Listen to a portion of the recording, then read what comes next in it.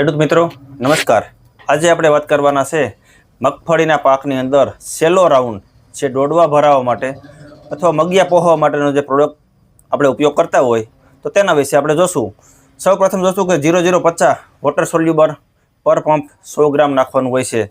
ત્યાર પછી જોશું કે સોના આ પ્રોડક્ટની અંદર મેગ્નેશિયમ અને પોટાશનું કોમ્બિનેશન આવે છે। આ પણ ખૂબ સારી પ્રોડક્ટ છે અને પર પંપ આનો પણ 100 ગ્રામનો ડોઝ હોય છે। ત્યાર પછી કોઈ ખેડૂતો છે તે ઓર્ગેનિક ખેતી કરતા હોય અને ઓર્ગેનિક પોટાશ જો વાપરતા હોય તો એપલ ક્રોપ સાયન્સ કંપનીનું લે ગ્રાન્ડ કરીને જે પ્રોડક્ટ આવે છે તે પર પંપ 5 ગ્રામ નાખવાનું હોય અને ખૂબ સારા પરિણામ ખેડૂતોને મળે છે।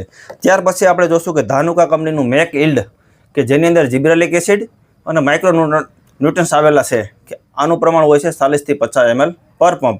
ત્યાર પછી જોશું કે રેડોક્સ કંપનીનું રિફંડ અલ્ટ્રા જે રિફંડ પહેલાં આવતું તે જ રિફંડ છે તેની અંદર જીબ્રેલિક એસિડ એડ થઈને આવ્યું છે એટલે રિઝલ્ટ થોડુંક સ્ટ્રોંગ ખેડૂતોને મળે છે। ત્યાર પછી જોશું કે સુમિટોમો કંપનીનું પ્રોજીબ જીબ્રેલિક એસિડ 40% આ પણ ખેડૂતો પર પંપ 1 ગ્રામ નાખી અને સ્પ્રે કરવાનો હોય છે। ઘણા ખરા ખેડૂતોને એવા પ્રશ્ન હોય છે કે મગિયાનું પ્રમાણ વધારે હોય છે તો કોમ્બિનેશનની અંદર એક કરતાં બીજી પ્રોડક્ટ આપવી હોય તો કઈ આપવી જોઈએ તો કે વોટર સોલ્યુબર જે ગ્રેડ હોય તેની સાથે જીબ્રેલિક એસિડ આપી શકાય, રિફંડ આપી શકાય અને આવડું 40% જે છે તે પણ મતલબ કોમ્બિનેશન કરી અને આવી બધી પ્રોડક્ટો વાપરી શકાય।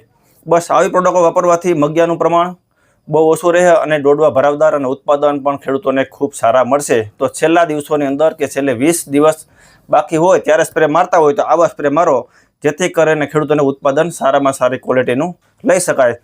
જો વિડીયો ગમ્યો હોય તો અમારી ચેનલને લાઇક, શેર અને સબસ્ક્રાઈબ કરો। બસ આજના વિડીયોની અંદર એટલું જ। જય જવાન, જય કિસાન।